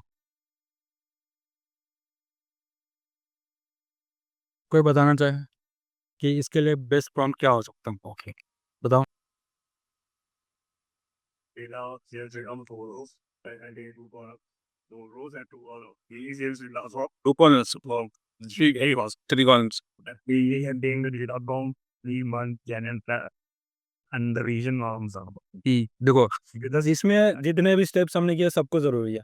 पहला स्टेप क्या था, clear and specific. Clear and specific क्या हो सकता है, इसके लिए क्लियर एंड स्पेसिफिक क्या होगा कि जनरेटर इमेज सैंपल डेटा ना। ठीक है, पहले लिखो create the generator image, inside that create a table of कितने रोज, 3 rows and 5 rows and 5 rows and 3 columns. The first column should be for month, the second reason, the third sales, and उसके अंदर ये तो हो गया मैं clear specific, और उसके ऊपर क्या, राइट अ लाइन, और लाइन में कोटेशन में लिख दूंगा कि let's consider this sample data for use this lines. ये क्लियर एंड स्पेसिफिक हो गया, ये क्लियर एंड स्पेसिफिक हो गया। ठीक है, अब दूसरा स्टेप क्या था, कॉन्टेक्स्ट। कॉन्टेक्स्ट क्या हुआ, देखो मैं कॉन्टेक्स्ट के लिए क्या प्रॉब्लम दूंगा कि जो मेरा सेल्स कॉलम है उसमें रेंज होना चाहिए 100 और 200 के बीच में। ठीक है, और क्या कॉन्टेक्स्ट होता था, मेरा रीजन नॉर्थ एंड साउथ होना चाहिए, और क्या कॉन्टेक्स्ट होना चाहिए, मेरा मंथ जैन एंड फेब होना चाहिए। तो क्या ये इसके अलावा कुछ भी जनरेट करेगा, नहीं। अगर मैंने ये कॉन्टेक्स्ट नहीं दिया तो वो मंथ में तो कुछ भी ले लेता, कुछ भी लेता, जैन फेब मार्च जो भी वो जैन से ही लेता, नहीं तो मैंने कॉन्टेक्स्ट को क्लियर कर दिया। ठीक है, उसके बाद कौन सा स्टेप था, आउटपुट कैसा चाहिए, आउटपुट कैसा चाहिए, इमेज के फॉर्म में, और इमेज का कलर कैसा हो, और टेक्स्ट का कलर कैसा हो, टेबल का बॉर्डर का कलर कैसा हो, टेक्स्ट आपका बोल्ड हो कि ना हो, ये होता है और डिजायर्ड आउटपुट। ठीक है, जैसे मैंने ये लिखा कि इसको व्हाइट कलर करो, इमेज का बैकग्राउंड डार्क ब्लू करो, और टेक्स्ट का कलर व्हाइट करो, फिर कॉलम्स के बॉर्डर जो है, टेबल के जो बॉर्डर उसको भी व्हाइट रखो। क्यों, क्योंकि और ये ब्लैक देता क्या मुझे दिखता, क्या वो ब्लू देता तो मैं, तो ये मुझे बताना पड़ता। ये हुआ डिजायर्ड आउटपुट। उसके बाद क्या था हमारा, फोर्थ स्टेप क्या था, एग्जाम्पल्स। एग्जाम्पल्स देने की जरूरत थी, जब मैंने कॉन्टेक्स्ट को अवेयर कर दिया तो क्या मुझे एग्जाम्पल देने की जरूरत थी, नहीं, तो वो हम स्किप कर सकते हैं। उसके बाद क्या था, इटरेट एंड रिफाइन। अगर ये गलती करता तो मैं प्रॉम्प्ट पे कुछ चेंजेस करके फिर दोबारा बनाता, बट ये एक बार में ही मेरे को एग्जैक्ट ऐसा जनरेट करके दिया। और ये पूरी की जो दीजिए एक इमेज है, मैं ये लाऊंगा, ये एक इमेज, और ये किससे जनरेट हुई, चैट जीपीटी से हुई। ठीक है, और कल ही किया है मैंने। उसके बाद जैसे अब मेरे को ये डेटा एनालाइज करना है, ये डेटा मुझे एनालाइज करना है, तो उसके लिए बेस्ट प्रॉम्प्ट क्या होगा, खुद बताओ। वो मैं नेक्स्ट स्लाइड में दिखाऊंगा, बट पहले आप लोग बताओ कि ये डेटा मुझे एनालाइज करना है, तो बेस्ट प्रॉम्प्ट क्या होगा, एनी रैंडम गेस, जिनका पावर भी हो रखा होता है, कि उनको तो पता है कि एग्जैक्टली पावर भी में एनालिसिस कैसे होती है। हम्म? बस वो क्या एनालाइज करेंगे, वो कुछ भी एनालिसिस कर लेगा। अच्छा पहले ये बताओ, इसमें आप एनालाइज क्या क्या कर सकते हो, month wise sale, region wise sale, और region specific to month sale, month wise कितना ग्रोथ रेट हुआ, रीजन वाइज कैसे चेंजेस हुए, और क्या एनालिसिस कर सकते हो कि किस में सबसे ज्यादा सेल्स हुई थी, कौन से महीने में मैक्सिमम। आप सीधा प्रॉम्प्ट दोगे कि एनालाइज दिस डेटा, तो वो कुछ भी करोगे। क्या वो मेरा बेस्ट प्रॉम्प्ट है, बेस्ट प्रॉम्प्ट क्या होगा, बोतल, बेस्ट प्रॉम्प्ट क्या होगा, अगर मुझे एक एनालिसिस को फिक्स करो, सब लोग क्या करेंगे, एक एनालिसिस फिक्स करो। मुझे चाहिए, सपोज मुझे रीजन वाइज सेल चाहिए, तो मैं क्या प्रॉम्प्ट दे सकता हूँ कि analyze the below sample data created. उसका कॉन्टेक्स्ट क्या होगा, on the basis of region. और क्या एनालाइज करो, सेल्स, उसमें सेल्स कैसे चेंजेस हुए। और उसके बाद क्या हुआ, मुझे आउटपुट कैसा चाहिए। आउटपुट मेरे को सपोज एक टेबल के फॉर्म में चाहिए, तो मैं लूँगा टेबल का और समरी। मैं लूँगा कि एक टेबल भी जनरेट करो, उसमें कितना ग्रोथ रेट हुआ, कितना टोटल था रीजन का, कितने मंथ में चेंजेस हुआ, एक टेबल में डालो। और उसके नीचे और क्या ऐड करो, मुझे समरीज ऐड करो। और क्या हो सकता है, इतना ही करेंगे। देखो, तो इसी के लिए मैंने प्रॉम्प्ट दिया था। देखो, ये पूरी क्या किससे जनरेट हुई है, ChatGPT से। तो मैंने फिर से क्या, इसके लिए क्या प्रॉम्प्ट दिया होगा मैंने, क्रिएट एन इमेज और generate an image, inside that give the best prompt. मैंने ये प्रॉम्प्ट मैंने दिखा नहीं उसको, मैंने प्रॉम्प्ट ये इमेज बनाने के लिए दिया था। ये जो अंदर का प्रॉम्प्ट है वो ChatGPT ने खुद दिया था। तो इसके लिए कैसे प्रॉम्प्ट देंगे कि create an image and write the best prompt to analyze region wise sales and return that prompt in a text format and write that inside the generated image and the color and the text should size कितना होना चाहिए, colour कैसा होना चाहिए, font कौन सा होना चाहिए, कोटेशन होना चाहिए नहीं होना चाहिए, बैकग्राउंड कलर कैसा होना चाहिए। ठीक है, और ये कोई गलती करता तो हम इटरेट करके फिर से डिफाइन करते हैं। ठीक है, और ये प्रॉम्प्ट किससे जनरेट हुआ, चाहिए इसने क्या लिखा, analyse this sales data set and summarise the key trends by region. ठीक है, so results as a table output and a short summary. ये क्या हुआ, एक क्लियर एंड स्पेसिफिक। कॉन्टेक्स्ट क्या होगा, की ट्रेंड्स बाय रीजन। और आउटपुट कैसा चाहिए, ऐसा टेबल एंड शॉर्ट। क्या मैंने उसको बोला कि ये चीजें तुम नोट करो, मैंने बस बोला कि best way to analyze region wise sales, और उसने ये प्रॉम्प्ट दिया, प्रॉम्प्ट से ही प्रॉम्प्ट लिखा दिया मैंने। ठीक है, जो हो गया। ठीक है, कुछ अब देखो, ये उसने आउटपुट दिया था मुझे, ये आउटपुट भी ChatGPT ने जनरेट किया। क्या जनरेट किया, आउटपुट लेकर इमेज, इमेज के अंदर टेबल क्या चाहिए था, ये टेबल भी उसी ने बनाया। ठीक है, एग्रीगेटेड टेबल, उसके अंदर समरी।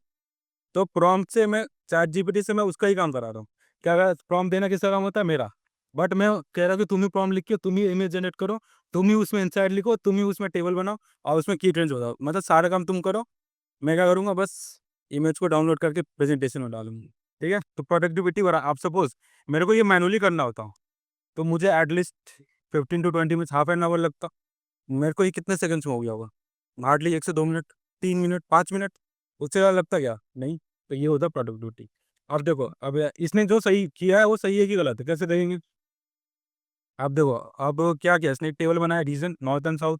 कितने रीजन थे हमारे पास, नॉर्थ एंड साउथ। ठीक है, और टोटल सेट्स कितना हुआ, नॉर्थ का 450 और इसका, क्या इसने टोटल सही दिया, सही दिया। अब ग्रोथ रेट कैसे निकाला हुआ, growth rate Jan to Feb दिया उसने। तो जैन टू फेब में कितने चेंजेस होंगे, देखो जैसे नॉर्थ का जैन टू फेब में 200 से 250 गया, कितना परसेंट चेंजेस हुआ, 25% का। और इसमें, तो क्या मैंने ये प्रॉम्प्ट में दिया था, मैंने बस लिखा था की ट्रेंड्स बाय रीजन, और ये चीज़ तो उसने खुद ही आइडेंटिफाई किया। और ये क्या गलत है, सही है। और ये टेबल फॉर्मेट सब उसने ही बनाया। और दूसरा डिजायर्ड आउटपुट क्या था, एक समरी। उसने समरी दिया, क्या लिखा है, north show stronger sales growth plus 25% compare to south. Clear है। दूसरा समरी क्या है, over all sales increase from 350 Jan to 435। अब 350 जैन कैसे, देखो जैन की टोटल सेल्स क्या होगी, 200 प्लस 150, कितनी हुई 350। और ये कितनी होगी, 255 की कितनी होगी, 430। ठीक है, तो क्या इसने लिखा ना कि overall sales increase from Jan to Feb कितना बार, 350 से 430। क्या ये टेबल में दिखा, बट वो समरी में तो दे रहा है। तो ये चीज़ें ChatGPT इतना कैपेबल है करने का। लास्ट का north is leading in absolute sales value. ठीक है, क्लियर है। तो ये चीज़ें किससे जनरेट हुई, ChatGPT से। और प्रॉम्प्ट किसने लिखा था, ChatGPT ने। टेबल आउटपुट किसने बनाया, ChatGPT ने। उसमें कॉलम्स कैसे चाहिए, की ट्रेंड्स क्या चाहिए, और समरी क्या चाहिए, सब चीज़ किससे जनरेट हुआ है, ChatGPT से। ठीक है, और ये करने के लिए मुझे 4 प्रॉम्प्ट्स देने पड़े थे। ये मुझे एक बार में नहीं मिला था। मेरे को जैसे मैंने किया तो उसने एक बार ये दिया, बट इसमें बहुत मिस्टेक्स थे। तो मैंने रिफाइन किया, फिर ये सही हुआ, तो ये गलत हो गया था। तो फिर मैंने दोनों को कॉन्टेक्स्ट क्लियर किया, तब जाकर दिया था। ये मुझे एक प्रॉम्प्ट से नहीं मिला था। तो लास्ट स्टेप क्या था, इटरेट एंड रिफाइन। आप खुद सोचो कि इतना चीज़ें वो कर रहा है, तो गलती तो करेगा।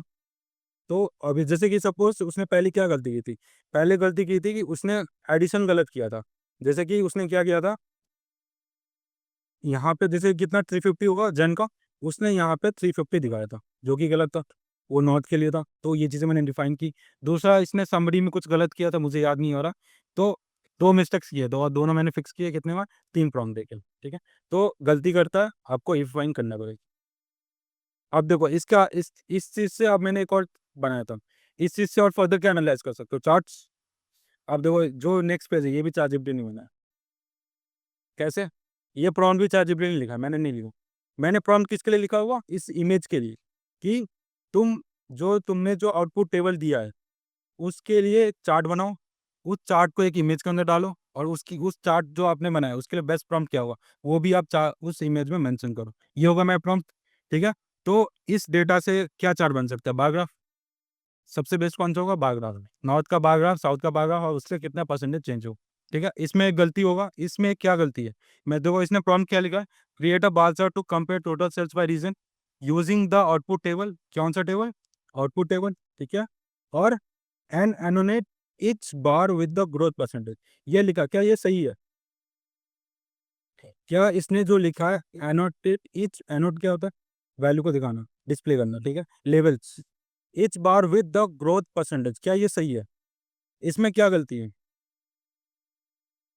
टोटल सेल्स क्या है, नहीं, ये 450 है, ये 330 है। तो इस पे +24% और +25% है, क्या सही है? आप लोगों ने आपने एनालिसिस किया, रेफरेंस नहीं है कि वो +25% किस साल, वो एग्जैक्टली चेंजेस किसका था, मंथ का, जैन, नॉर्थ के जैन टू फेब। जैसे कि मैं दिखाता हूँ आपको टेबल, जैसे नॉर्थ के जैन टू फेब में 25% का चेंज हुआ था, बट उसने यहाँ पे दिखाया। तो क्या है, सही है कॉन्टेक्स्ट? क्यों? क्योंकि इसमें मैंने कॉन्टेक्स्ट नहीं दिया था। उस इस प्रॉम्प्ट में क्या जरूरत है, कॉन्टेक्स्ट की। उसने ये लिख दिया, एनोट इस बार विद द ग्रोथ, क्या ये कॉन्टेक्स्ट सही है? अगर उसने प्रॉम्प्ट तो मैंने दे दिया, बट प्रॉम्प्ट का कॉन्टेक्स्ट सही है कि गलत है, अधूरा है। तो ये प्रॉम्प्ट देखो उसने बनाया, ये मैंने एक बार, जो उसने एक बार में बनाया था, मैंने नहीं उठाया था, ताकि समझ में आए कि गलती करता ही नहीं करता। इसमें सबसे ज्यादा लैकिंग क्या है, कॉन्टेक्स्ट। इसने क्लियर एंड स्पेसिफिक क्या कह दिया, बार ग्राफ बनाओ, इमेज बनाओ, बट ये जो +25% है, +20% है, ये गलत है। क्यों? क्योंकि इसमें कॉन्टेक्स्ट ही गलत है। यहाँ पे अगर लिखा होता जैन टू फैब चेंज, अगर ब्रैकेट में लिखा होता Jan to Feb change is not, तो क्लियर कॉन्टेक्स्ट होता, ठीक है। तो चैटजीपीटी गलती करती है अगर आप कॉन्टेक्स्ट क्लियर नहीं रखते, ठीक है। और ये चीज़ किससे जनरेट हुई, चैटजीपीटी से। क्लियर है जेनेटिव क्या होता है, कितने एडवांस चीज़ें कर सकते हो। और हेल्पिंग प्रोडक्टिविटी बढ़ाना है, डिपेंडेंसी नहीं बढ़ाना। हाँ, नहीं नहीं कर सकते। हाँ, प्रोडक्टिविटी बढ़ाने के लिए आपको जीने को यूज़ करना है, आपको डिपेंडेंसी बढ़ाने के लिए नहीं करना। कब जो लोग डिपेंडेंसी बढ़ाने के लिए करेंगे, वो करियर में सक्सेस नहीं ले पाएंगे, सिंपल बात। अब आते हैं नेक्स्ट स्लाइड्स पे, कि जीने क्यों इंपॉर्टेंट है। आपने बता क्यों ज़रूरत है, एफिशिएंसी के लिए, उसके अलावा टाइम कंजप्शन, उसके अलावा प्रोडक्टिविटी प्रोडक्टिविटी और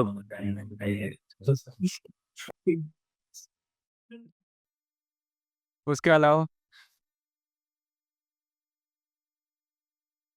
चलो मैं बताता हूँ क्यों ज़रूरी है। देखो कितना लेऑफ्स हुआ है, आप लोगों लेऑफ तो न्यूज़ देखते हुए, कितना लेऑफ्स हुआ है, एक रैंडम गेस लो कि एक साल के अंदर कितना लेऑफ्स हुआ होगा।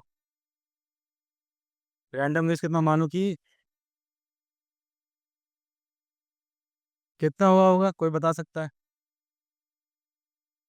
78 तो दिख रहा है, रैंडम गेस लो।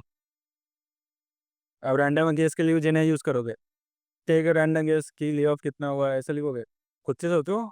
मानो कि 1 लाख गया है, क्या सही है? नहीं है। मैं सपोज रैंडम गेस मैंने 10,000 का लिया है, तो 10,000 जॉब्स भी बहुत होते हैं एक साल में, बहुत उस होते हैं। अब जो रिसेंट हुआ है ये 1 साल का नहीं है, बिटवीन जैन एंड जून बस कितने लेऑफ्स हुए हैं, 78,000 बस इंडिया का। ये डेटा बस इंडिया का है। बिटवीन जैन एंड जून 2025 में कितने लेऑफ्स हुए हैं, 78,000। कितनी बड़ी वैल्यू है।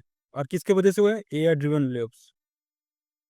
जैसे सबसे बड़ी इफेक्ट हुई टेलीकॉम कंपनीज, उनका सारा काम किससे हो गया, एआई बेस्ड हो गया।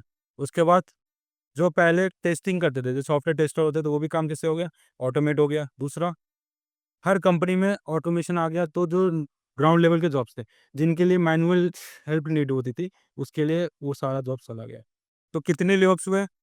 बस कितने मंथ, जैन से जून में कितने मंथ होते हैं?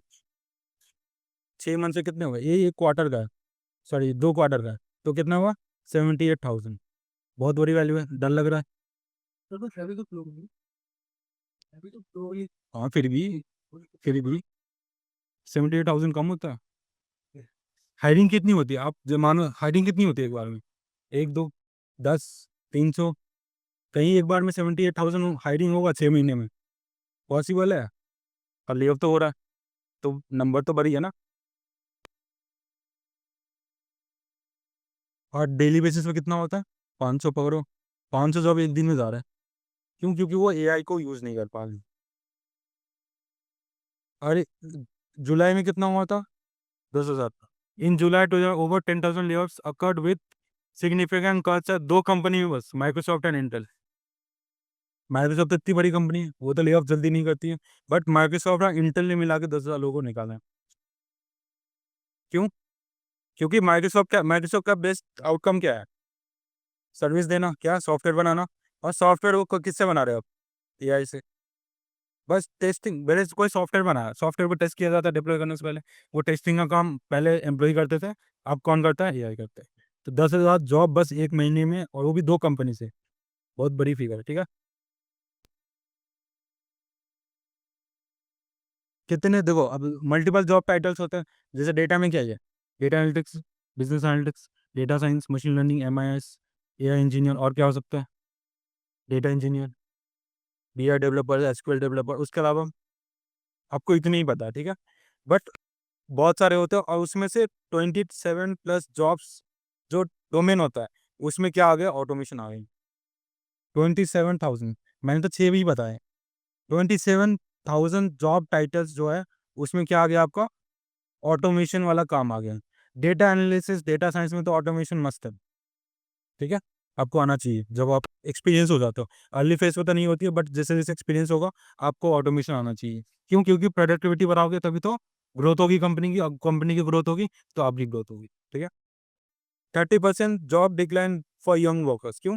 जैसे मैंने कहा कि जो बॉटम लेवल के जॉब्स होते थे, क्या हो गया? ऑटोमेट हो गया। तो जो नए फ्रेशर्स है, वो कहाँ जाएंगे? जैसे मानो कुछ जॉब्स होते हैं जैसे 0 से 1 साल के लिए, ठीक है।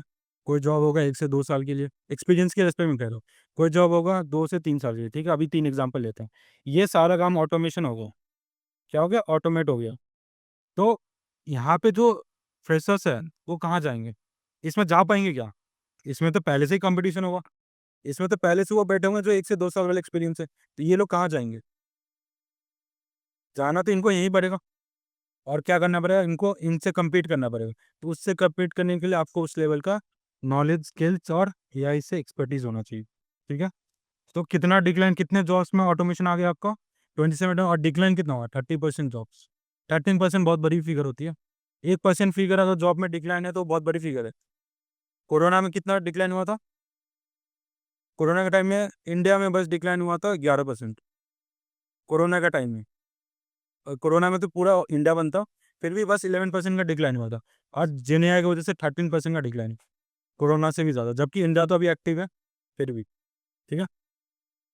और क्यों ज़रूरत है? क्योंकि इतना जब आपने सुन लिया तो आपको भी पता होगा कि रिक्वायर्ड तो है, ठीक है। अर्जेंट नीड फॉर अपस्किलिंग किस लिए? जेनेटिव एआई के लिए। क्यों ज़रूरी है? क्लियर है कि अगर आपको मार्केट में बने रहना, अभी तो आपको जॉब मिल जाएगी, बट इन फ्यूचर आपको प्रोडक्टिविटी बढ़ाना होगा, अपना कंपनी के ग्रोथ रेट के रिस्पेक्ट में देखना पड़ेगा। और कंपनी अगर एआई यूज़ कर रही है तो आपको भी आना चाहिए, तभी तो आप यूज़ करोगे। आज के टाइम में कोई भी कंपनी नहीं है जो जेनेरेटिव एआई मॉडल को यूज़ नहीं करती। स्टार्टिंग में आपको सिखाया जाता है, कंपनी में भी सिखाया जाता है जेने। स्टार्टिंग में आपको उतना ध्यान नहीं रखना है, बट अगर आता है वो एक लिए प्लस पॉइंट है। जैसे सपोज अगर आपको जेने आता है, आपने एक इंटरव्यू दिया था, ठीक है। आपने 5 क्वेश्चन में से 3 सही किया, और एक दूसरा इंटरव्यू उसने भी 5 क्वेश्चन से 3 सही किया। इसको जेन्युइन नहीं आता, इसको आता है, किसको चांसेस मिलेगा? वही एक आपका प्लस पॉइंट होता है वो, और कुछ नहीं। और बाकी तो आपको कैसे करना है, नहीं करना, वो आपके ऊपर, ठीक है। सबसे मेन चैलेंजिंग काम होता है प्रॉम्प्ट जेन क्या करते हो, कंटेंट जनरेट करते हो, कंटेंट जनरेट के लिए क्या यूज़ करेंगे, प्रॉम्प्ट। कोई भी जनरेटिव एआई टूल को यूज़ करोगे आप, प्रॉम्प्ट को ही यूज़ करोगे, ठीक है। तो लास्ट होगा आपका मेरे ख्याल से की टेकअवेज फ्रॉम टुडेज वर्कशॉप। बताओ क्या होने चाहिए। मैं हटा देता हूँ, देख के नहीं बोलना। की टेकअवेज क्या होंगे आज के वर्कशॉप से। स्पेसिफिक प्रॉम्प्ट होना चाहिए। प्रॉम्प्ट्स अच्छे से देना आना चाहिए। दूसरा,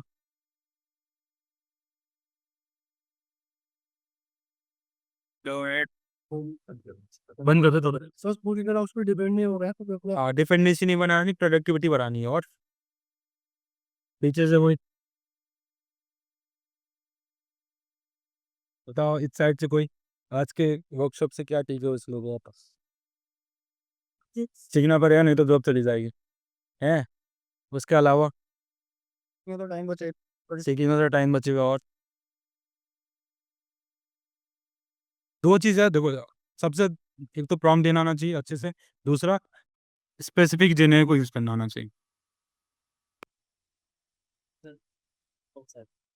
जस्ट रिसेंटली वो आया है लॉन्च हुआ। मैंने कहा कि जिन चैट जीपीटी गलती नहीं करता, गलती किसकी होती है, प्रॉम्प्ट की। तो आपकी गलती है, चैट जीपीटी की गलती है। सर जैसे अगर डेटा सेटिंग ही होगा सब वो वाला आप दोगे ना डेटा सेट्स। डेटा सेट हम किसी को देंगे तो मुझे वाला मतलब अगर आपको कोई डेटा एनालाइज करनी है तो डेटा देखो, इसीलिए अभी नया अभी मार्केट में आया आपका एजेंटिक है। क्या है एजेंटिक? है एजेंटिक, सुना है? एजेंटिक क्या करता है, आपका डेटा को प्राइवेट रखता है। जेनेटिव एआई उसके इंटरफेस पे जाके जो यूज़ करते हो, उसी को अपने इंटरफेस पे एक अपना मॉडल बनाना। वो उस मॉडल का एक्सेस बस आपके पास है। और कोई मॉडल का एक्सेस बस आपके पास है तो क्या आपका डेटा लीक होगा? जैसे आपका सिस्टम, आपके लैपटॉप में कोई डेटा है, पासवर्ड किसी को पता नहीं है, तो क्या खुद कोई डेटा एक्सेस कर सकता है? नहीं। तो ऐसे ही मार्केट में एजेंटिक एआई अभी बहुत आ गया है। चाहे जीपीटी इसको यूज़ करके ये लोग एजेंटिक एआई बना सकते हैं, कोई बड़ी बात नहीं है। और इससे क्या होगा, मॉडल इसी का होगा, बस वो मॉडल डेडिकेटेड होगा आपके लिए। और अगर उस मॉडल से आप यूज़ करते हो तो डेटा तो कोई एक्सेस ही नहीं कर सकता। सेम चीज़, तो डेटा जो लीक हो रहा था उसको यूज़ कर, उस ट्रेंड को देख के एजेंट जेनेटिव एआई से आ गया आपका एजेंटिक एआई, ठीक है। तो सबसे ज्यादा एफिशिएंट और सबसे ज्यादा अच्छा देखा जा रहा है कौन सा। किस रेस्पेक्ट में? Overall chat GPT. Chat GPT अभी 5 आ गया, पता आप लोग को? रिसेंटली आया। कितना, 2-3 वीक्स पहले आया मेरे ख्याल से। फिर रैपिडो यूज करते थे। तो चैट देखो, चैट जीपीटी 5 क्यों आया होगा? रिफाइनमेंट हुआ वो। चैट जीपीटी के सामने अभी कोई नहीं। देखो दो, मैं आप लोगों को बता देता हूँ। कुछ आते हैं चैट जीपीटी, चैट जीपीटी। दूसरा आता है क्लाउड। ये दो चीज़ बेस्ट है अभी। क्लाउड क्लाउड ये इसकी परफॉर्मेंस कोडिंग की ना, कोडिंग रिजल्ट्स चैट जीपीटी से बेटर है क्लाउड की। कोडिंग ये बहुत एरर्स करता है। नॉर्मल कोडिंग नहीं, अगर तुम कोई वेबसाइट बना रहे हो, तो तुमने कहा कि क्रिएट अ वेबसाइट, ये चीज़ें, और वो एक बार में बना के नहीं दे पाए हो। ये 1 से 2 बार में बना कर दे देगा। तो क्लाउड कोडिंग के रिस्पेक्ट में चैट जीपीटी से आगे। बाकी कोई भी ऐसा चीज़ नहीं है जहाँ पे इमेज वीडियोस को छोड़ के, इमेज वीडियोस के लिए तो स्पेसिफिक बन गए हैं, बट अगर इसके अलावा कुछ करना है तो चैट जीपीटी अभी बेस्ट है।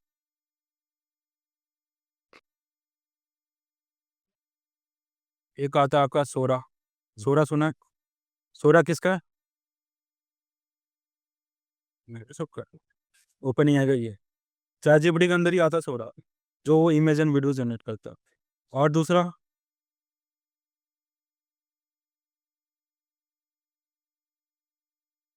कोई बताना चाहे इमेज के लिए अभी बेस्ट कौन सा आ गया?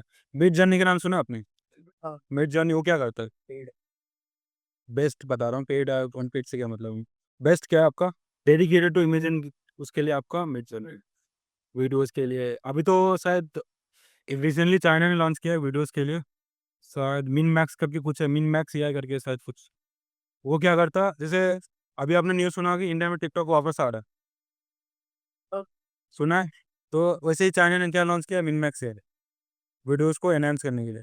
सपोज आपने कोई वीडियो रिकॉर्ड कर लिया, तो आप पे एडिटिंग नहीं आती, और कहाँ जाओगे कोई आई पे, वहीं पे कहाँ खेल गेम कहाँ पे खेलना है, चाइना में उसने अपना इमेज जनरेशन मॉडल को अभी जस्ट लॉन्च कर दिया। अगर इंडिया में टिकटॉक आ जाता तो लोग सबसे पहले कहाँ जाएंगे? मेरी जर्नी तो पेड है, वहाँ जाएंगे नहीं, कहाँ जाएंगे? जो मिन मैक्स जो चाइना ने लॉन्च किया। तो ये होता है बिजनेस कि जैसे कोई ट्रेंड आने वाला, मैं अपना एआई मॉडल लॉन्च किया, लोग इसी पे आएंगे। ठीक है, तो मेरे ख्याल से आज का वर्कशॉप यहीं पे एंड होना चाहिए। Thank you everyone.